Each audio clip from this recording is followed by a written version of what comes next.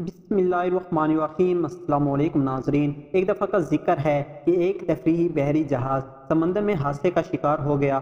जहाज़ पर एक मियाँ बीवी का जोड़ा भी सवार था। लाइव बोट की तरफ जाने के बाद उन्हें एहसास हुआ कि इसमें सिर्फ एक शख्स की गुंजाइश बाकी है। इस वक्त इस शख्स ने औरत को अपने पीछे धकेल दिया और खुद लाइफ बोट पर छलांग लगा दी। खातून ने डूबते हुए जहाज पर खड़े होकर अपने स्वर से एक जुमला कहा। यहाँ उस्तानी ने तवक्कुफ किया और पूछा, आप लोगों का क्या ख्याल है कि वो क्या बात चिल्लाई होगी।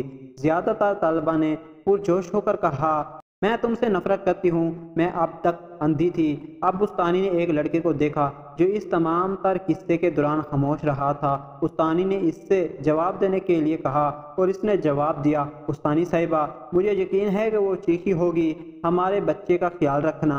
उस्तानी ने हैरानी से पूछा, क्या तुमने ये कहानी पहले सुनी हुई है? लड़के ने सर हिलाया, नहीं, लेकिन ये बात मेरी माँ ने मेरे वालिदा को बीमारी से मरने से पहले बताई थी। उस्तानी ने अफसोस करते हुए कहा, जवाब सही है। तफरीही बहरी जहाज डूब गया।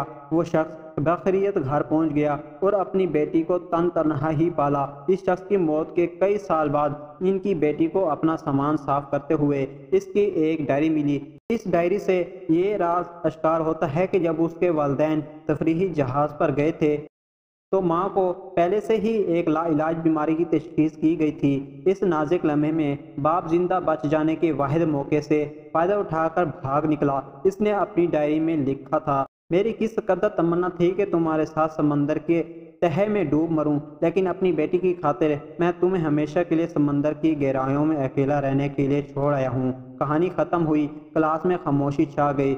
उस्तानी जानती है कि तलबा कहानी के खिलाफ सबक को समझ चुके हैं कि दुनिया में अच्छाई और बुराई का वजूद है, लेकिन उनके पीछे बहुत से पेचीदगियां हैं जिनको समझना मुश्किल है।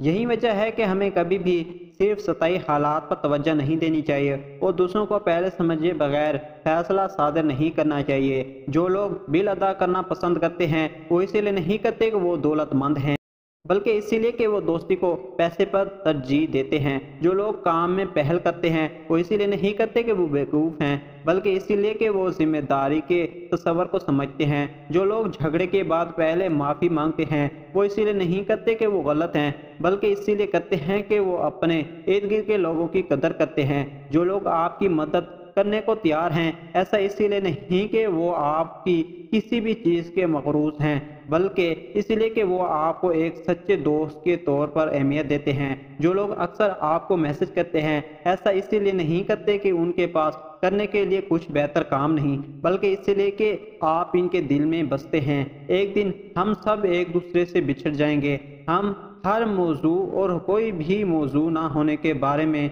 हमारी गुफ्तगू को याद करेंगे और इन ख्वाबों को जो हमने मिलकर देखे थे, दिन महीने साल गुजरते जाएंगे, यहाँ तक कि ये राब्ता नायाब हो जाएगा। एक दिन हमारे बच्चे हमारी तस्वीरें देखेंगे और पूछेंगे कि ये कौन लोग हैं, और हम पोशीदा आंसू के साथ मुस्कुराएंगे क्योंकि ये मजबूत लफ्ज़ दिल को छू लेता है, और आप कहेंगे ये वही थे जिनके साथ मैंने अपनी ज़िंदगी के बेहतरीन दिन गुजारे थे।